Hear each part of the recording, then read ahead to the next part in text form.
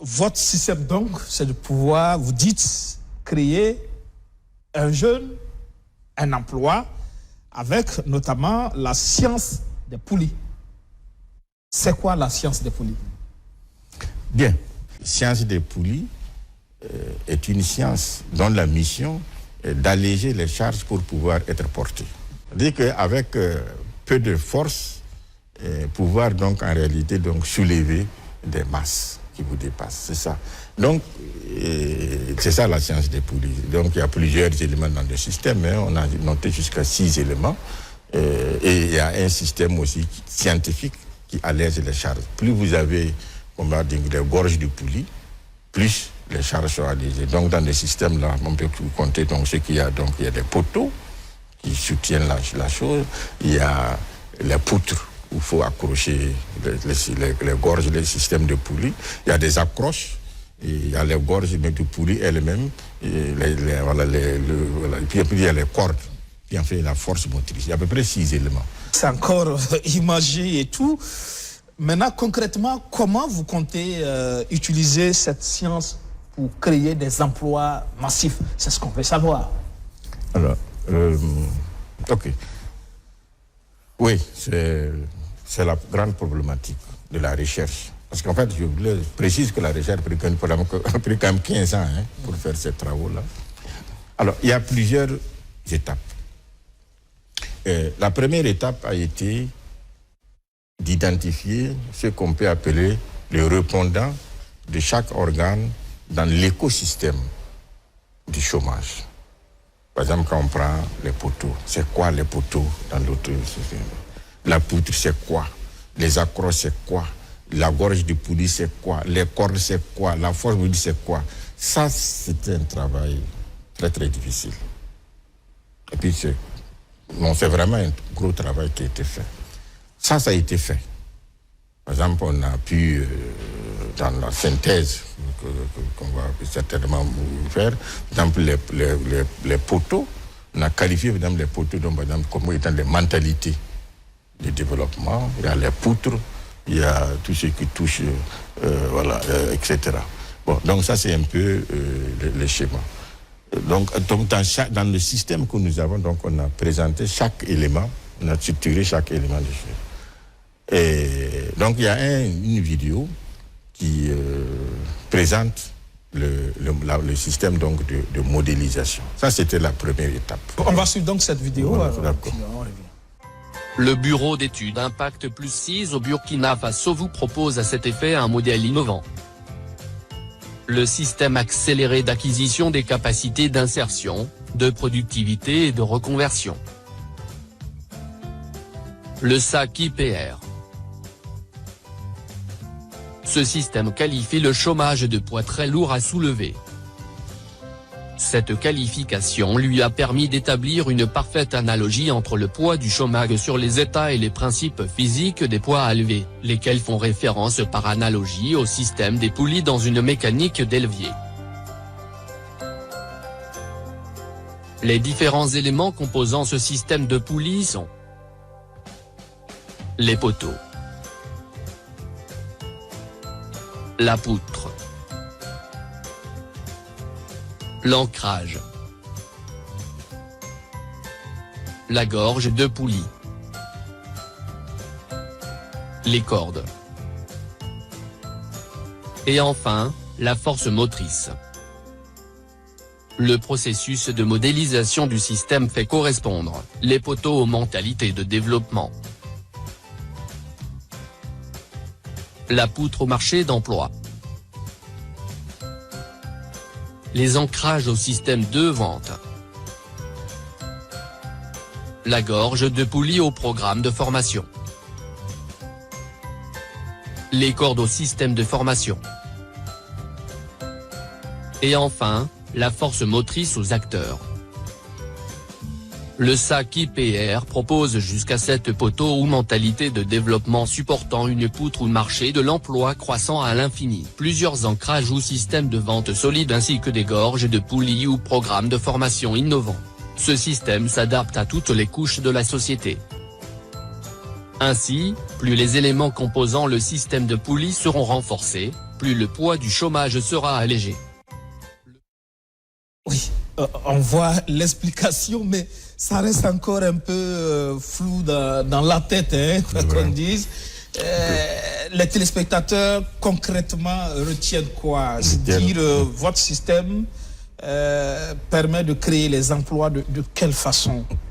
Ok, d'accord, merci. Bon, la première étape, c'était de dire que désormais, on a un poulie pour alléger les charges liées à la création d'emplois et qui doit donc permettre donc de créer facilement des emplois. Le système, c'est d'abord d'alléger les charges en matière de création d'emplois. Voilà, ça c'est le premier élément. Ça, c'est la première étape. De trouver c'est quoi chaque organe correspond. Deuxième étape, quand on prend chaque organe, par exemple, quand on prend les poteaux, les mentalités, c'est constitué de quoi?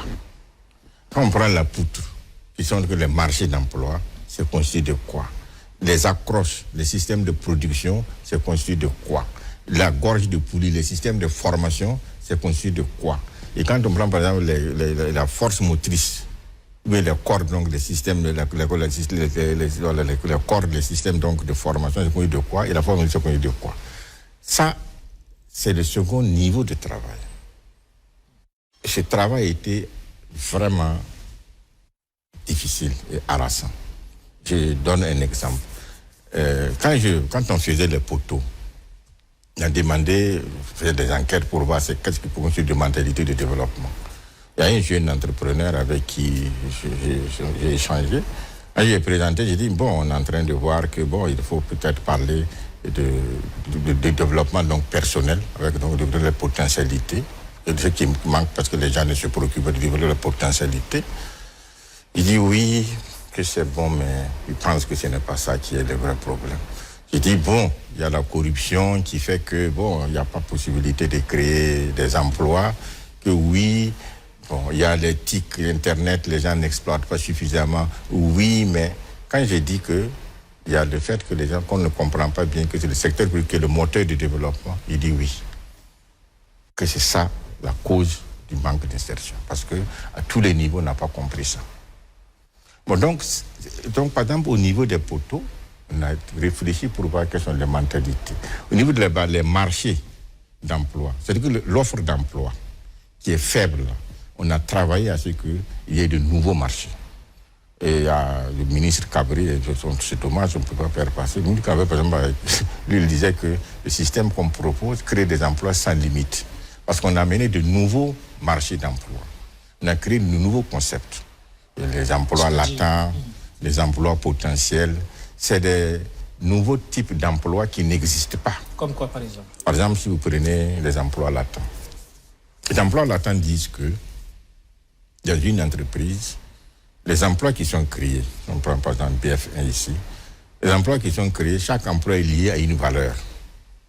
Dans un service qui a de la valeur, ou bien un ensemble de services donc, qui ont de la valeur, qui permet de générer des revenus, et ces revenus-là permettent de rémunérer les travailleurs. Bon, donc, il y a une source de valeur. Chaque travail est assis sur une source de valeur. Maintenant, il dit que les sources de valeur qui émergent, c'est comme l'iceberg. Les sources de valeur qui sont dans les entreprises qu'on n'arrive pas à exploiter sont plus nombreuses que les valeurs émergées. Alors, donc, le concept des emplois latents voudrait que si quelqu'un part dans une entreprise, donc on l'est formé donc, pour aller dans une entreprise, qu'il ne parte pas pour apprendre des travaux qui existent.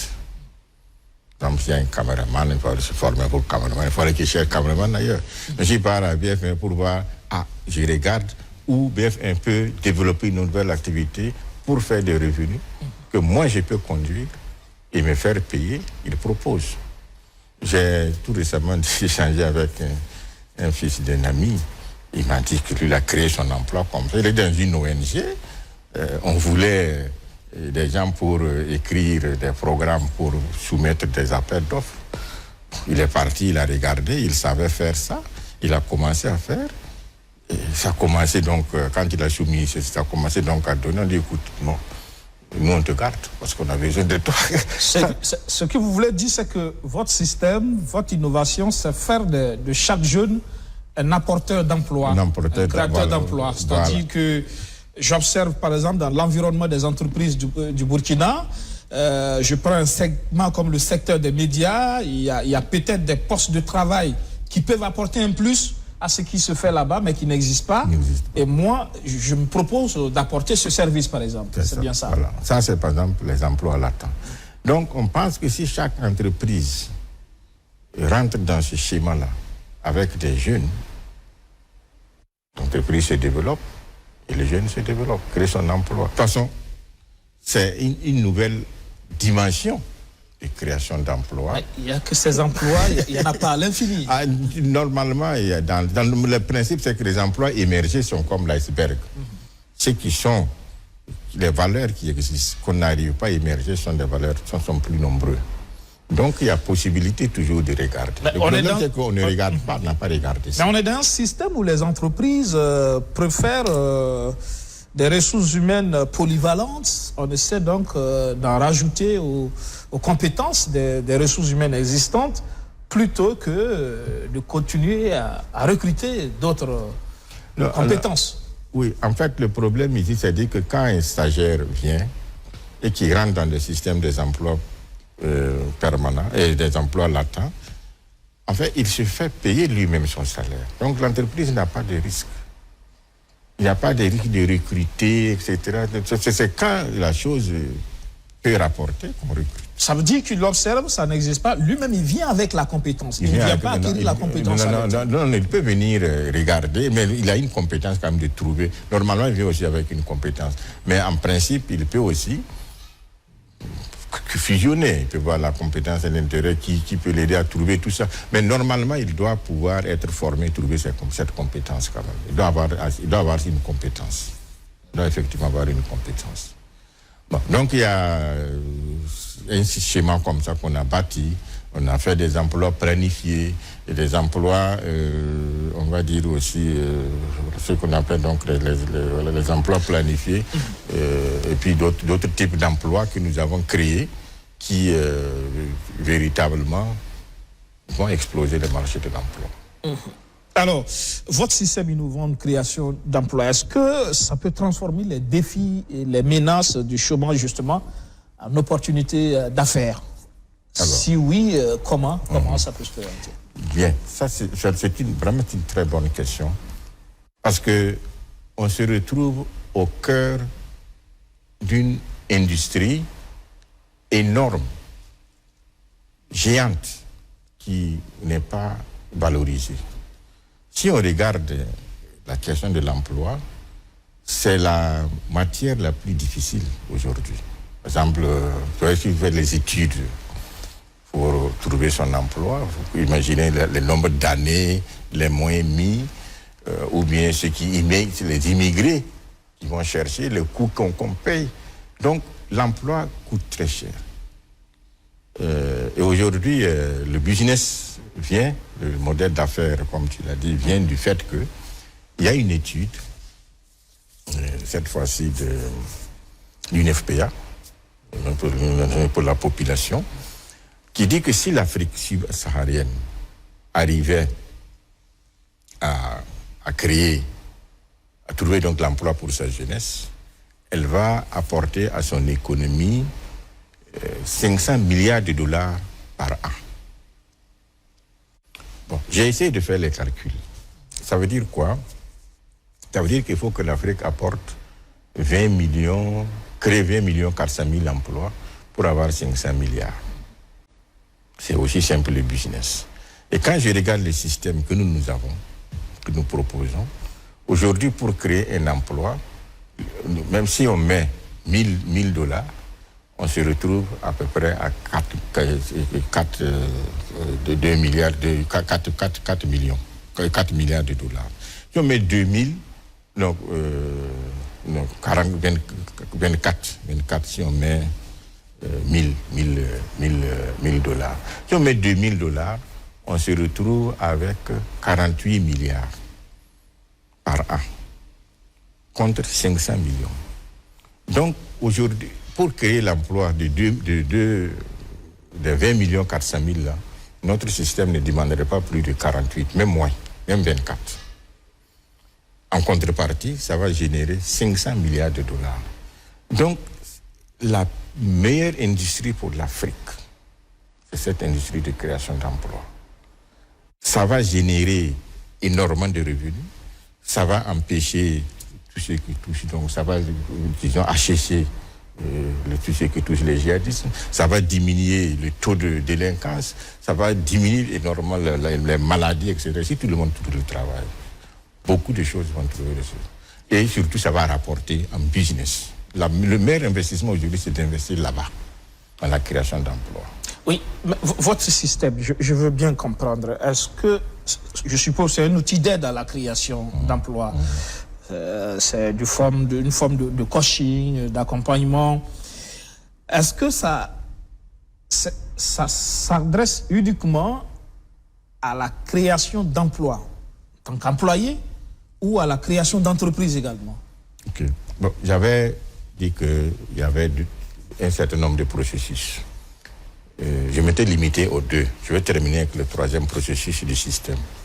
Donc le premier processus, je rappelle, c'était qu'on trouvait les organes, les répondants des organes dans le système.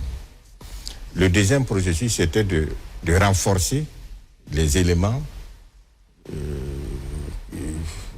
les matériaux de ces organes-là. Donc, on a à peu près 30 matériaux qui ont été créés en fonction pour les 6 organes. Chaque organe a au moins 5 à 6 matériaux.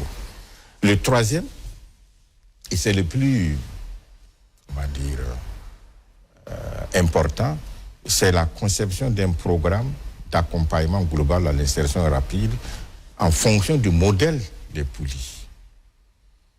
Et ce système, pour répondre donc à la question, part du principe qu'il faut commencer par le plus difficile et descendre par le plus bas. C'est-à-dire qu'après avoir présenté les généralités des 30 outils qui composent les éléments là, on part maintenant sur le programme, on va dire donc, de formation. Le programme de formation là forme maintenant aux capacités. C'est-à-dire qu'on demandera de voir est-ce que vous pouvez devenir entrepreneur. Ça, c'est la première formation. Donc, l'entrepreneuriat est pris en compte. Si vous pouvez devenir entrepreneur, vous restez entrepreneur. Si c'est difficile, parce que tout le monde ne pourra pas rester là-bas, ça c'est vraiment le plus difficile. Si c'est difficile, vous redescendez comme expert. On travaille donc avec vous pour devenir expert et puis dans plusieurs schémas d'expertise aussi. Si vous ne pouvez pas être expert, si c'est trop, on vous ramène à emploi latent. Comment vous pouvez aller vous-même, selon votre expertise, trouver là où vous pouvez créer votre rapport. Si ce n'est pas possible de devenir expert là-bas, on va vous faire descendre encore dans ce qu'on appelle donc les emplois, les entretiens embauche. Avant ça, même après les emplois latents et les emplois potentiels. L'emploi potentiel, c'est notre niveau encore d'employabilité, où on essaie de mettre les gens en joint venture pour créer des emplois. Ça, c'est... Donc, on fait ce schéma-là jusqu'à entretien, embauche, examen et concours. Donc, si on prend une cohorte, une partie va rester entrepreneur, une partie expert, une partie emploi latent, une partie emploi pour potentiel. Maintenant, une partie va peut-être dans les entretiens, embauche, et une autre partie dans les examens et concours. Mais ça, c'est vraiment... si on n'arrive pas à s'accrocher. Mais même ceux qui feront des entretiens embauche, ceux qui ont créé les entreprises, là, on va les demander de les embaucher. Donc, on a un schéma que si vous rentrez, vous avez, en tout cas, quand on calcule mathématiquement, c'est à peu près 100%, mais ça n'existe pas 100%. Donc, on a ramené ça à 60%. Et je rappelle que les concours de la fonction publique, on a fait le récapitulatif des nombres de dossiers et des nombres de candidatures, et nombre de postes. Aujourd'hui, nous sommes à moins de 2% de chance Et nous, notre formation vous donnera 60% de chances minimum pour réussir. Donc, en résumé, votre innovation, ce n'est que de la formation. Bon, voilà ce qui se passe. Quand vous prenez le système, il est de la formation, mais plus que de la formation. Parce qu'en plus du schéma de formation que vous allez avoir, vous avez à côté un ensemble d'outils qui vous accompagnent. Et surtout, on vous crée on vous crée plusieurs possibilités de formation pour que vous puissiez vous accrocher en fonction de vos capacités. Parce que ce qu'on dit, le problème justement de l'Afrique, c'est ça, c'est que les jeunes passent leur temps à se former, mais après, concrètement, on n'arrive pas justement à atteindre cet objectif de création d'emplois. Oui, pardon, merci. Ça, c'est une belle remarque là. Je profite de dire que cette formation, justement, c'est une formation d'aide à l'employabilité. Ce n'est pas comment vous allez avoir un diplôme, c'est comment vous pouvez devenir entrepreneur, comment vous pouvez devenir expert, comment vous pouvez créer votre emploi latent, comment vous pouvez créer votre emploi potentiel, etc., etc. C'est-à-dire qu'on ne se préoccupe pas du diplôme ici.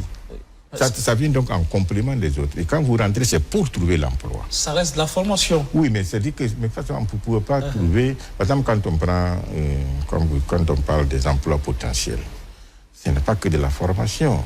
Vous venez dans un système, vous regardez quelles sont les valeurs qui existent et qu'est-ce que vous pouvez faire émerger. Si on prend les emplois potentiels, c'est comment on met des jeunes avec des retraités, etc. Donc, ce n'est pas que de la formation. Ça veut dire autrement, vous apprenez aux jeunes à observer l'environnement, à déceler des niches en termes de création d'emplois, à anticiper sur des emplois futurs, etc. C'est un peu ça? En tout cas, ce qu'on compte faire, c'est mettre un programme d'aide à l'employabilité, que chaque jeune qui a une préoccupation, je veux un emploi, puisse trouver un schéma avec le système de poulies qui va alléger ses charges à lui pour qu'il puisse créer son emploi. C'est ça. D'accord. Et quelle réponse justement donner à tous ceux-là qui restent quand même sceptiques malgré tout ce que vous venez d'expliquer en termes d'approche qui peut révolutionnaire, qui peut véritablement changer, apporter la solution au problème d'emploi? Ok, d'accord. Bien. Très bonne question encore. Bon, là, il y a plusieurs regards. Il faut, dans un premier temps, je voudrais peut-être inviter les gens à écouter ce que Sa Majesté Larlé Naba a dit sur la solution, sur le rêve. En gros, il dit que pour que quelque chose existe, il faut y rêver. Donc le rêve en soi est important. Tu vois, ce rêve-là, il existe déjà. Un jeune, un emploi. C'est un rêve qui existe. Donc, ça, c'est déjà pas mal s'il y a le rêve. Maintenant, il y a énormément de témoignages de plusieurs personnes qui ont aujourd'hui attesté que ce système est structurel et que ce système va pouvoir résoudre le problème de l'emploi. Bon, il y a vraiment beaucoup de témoignages. J'avais peut-être souhaité vous exposer peut-être deux de ces points de vue-là, le point de vue d'un étudiant et le point de vue même de quelqu'un qui n'est pas africain, un Français qui a... Un étudiant qui a suivi cette approche et qui a pu créer un emploi? Un étudiant à qui on a donné la formation, j'étais à l'université d'Iditoukou. Après la formation, il a estimé qu'il voulait dire quelque chose sur ce système qu'il vient de voir. Les gens qu'on a amenés à créer les emplois latents, donc on avait... Ah, il y en a déjà? Oui, il y en a beaucoup. Beaucoup, parce que tous ceux qui sont avec moi derrière, beaucoup, ils ont créé des entreprises, etc. etc. Ouais. Ah, c'est déjà pas mal. C'est vrai que aujourd'hui, ça reste un stress même pour tout jeune. Aujourd'hui, comment se trouver un emploi, comment créer un emploi, comment créer une entreprise, ça reste des préoccupations stressantes pour notre jeunesse. Et jusque-là, on a l'impression que malgré le système éducatif qui s'améliore avec ces formations professionnelles où on fait la promotion de la dimension pratique des choses, malgré toutes ces petites formations à gauche à droite sur le leadership, les coachings, etc., les jeunes ont toujours du mal justement à s'insérer dans la vie professionnelle et ça reste une préoccupation. Et justement, c'est ce que vous essayez d'apporter comme solution à ces préoccupations des jeunes. C'est vrai que, comme on l'a dit, c'est un outil d'aide à l'employabilité, c'est bien ça, à la création d'emplois. Vous y croyez fort, ce système-là, et comme vous l'avez dit, certainement, d'autres, vous l'avez exposé, d'autres personnes ont dû. Est-ce que vous avez approché, par exemple, les autorités compétentes pour exposer cette approche et voir dans quelle mesure ça peut aider le Burkina, justement? Merci beaucoup. En tout cas, ce qui est intéressant, c'est que les autorités ont été approchées du président Omar Christian Kaboré, que je remercie de m'avoir reçu, le ministre de la Jeunesse, M. Docteur Smaïla Ouedraogo, le Premier ministre Christophe Dabiré, le ministre de l'Éducation, de l'Enseignement supérieur, M. Magako. Donc, beaucoup de ont été approchés. Ce que je retiens, c'est que le Premier ministre Christophe Dabiré a en tout cas demandé au ministère de la Jeunesse de regarder le système et de nous donner l'opportunité donc de dérouler ça dans le pays. Jusqu'à présent, nous attendons, en espérant que ça viendra. En tout cas, c'est un Burkinabé qui essaie d'apporter une solution au problème de la jeunesse burkinabé.